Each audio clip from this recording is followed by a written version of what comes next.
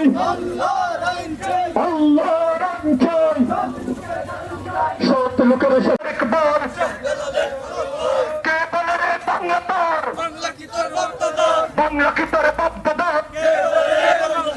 কে বলে রে বাংলা কি তোর বাপদাদার, কে বলে রে বাংলা ছাড়, দিল্লি না ঢাকা, দিল্লি না ঢাকা,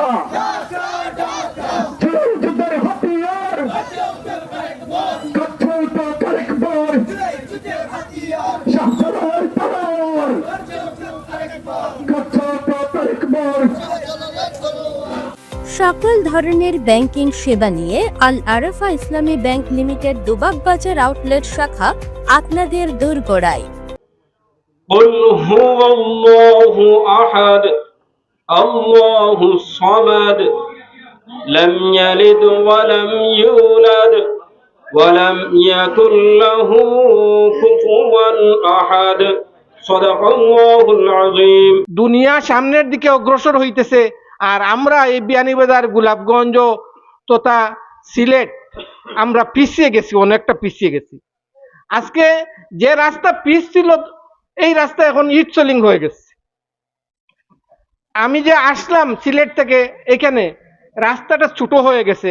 আমি আমার ড্রাইভারকে বারবার বলছি, বাবা তুমি আস্তে চালাও, ওভারটেক করতে যাইও না, কারণ রাস্তাটা ছোট হয়ে গেছে, গাড়ি ঘোড়া বেড়ে গেছে, রাস্তা এখন ঠিক মতো চলা যায় না।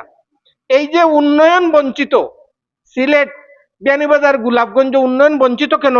যে এইখানের যে যারা ক্ষমতায় ছিল তারা মানুষের ভোটের প্রয়োজন তাদের হয় নাই, তারা অটো নির্বাচিত হয়ে গেছে। জামাত ইসলামী কোরআনের আইন চায়, আল্লাহর আইন চায় এবং সৎ লোকের শাসন চায়, এই স্লোগান নিয়ে বাংলাদেশ জামাত ইসলামী ইনসাফের প্রতীক, দাড়িপাল্লা প্রতীক নিয়ে এই বাংলাদেশে বহু বছর থেকে, প্রায় 100 বছর থেকে কাজ করে যাচ্ছে, ঠিক কিনা বলেন?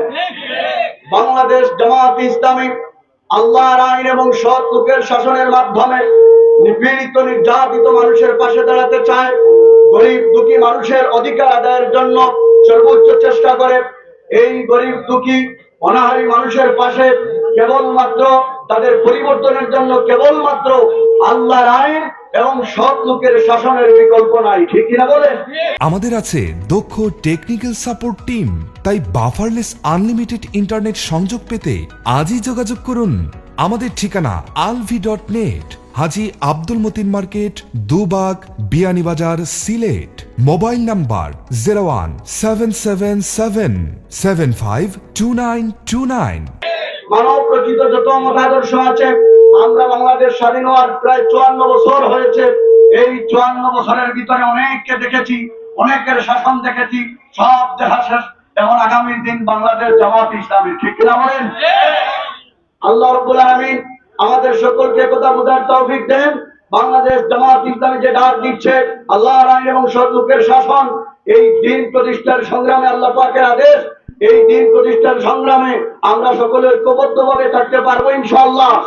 যারা যারা রাজি আছেন দুহাত তুলে আল্লাহর দেখান, লিল্লাহি তাকবীর, নারে তাকবীর, আল কোরআনের আলো, আল্লাহর আইন চাই।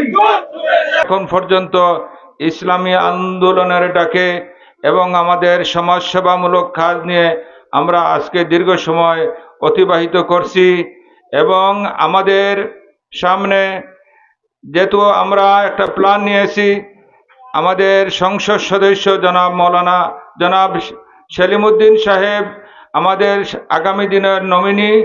আমরা এখন থেকে দুবাগ ইউনিয়নের প্রত্যন্ত অঞ্চলে বাংলাদেশ জামাত ইসলামী এবং শ্রমিক কল্যাণ ফেডারেশন এবং অন্যান্য সহযোগী সংগঠনের পক্ষ থেকে আমরা দল মত নির্বিশেষে আমরা সর্বস্তরের জনতার কাছে আমাদের সেলিম ভাইয়ের দাওয়াত নিয়ে পৌঁছিয়ে আমরা দুর্বার গণ আন্দোলন যাতে করতে পারি।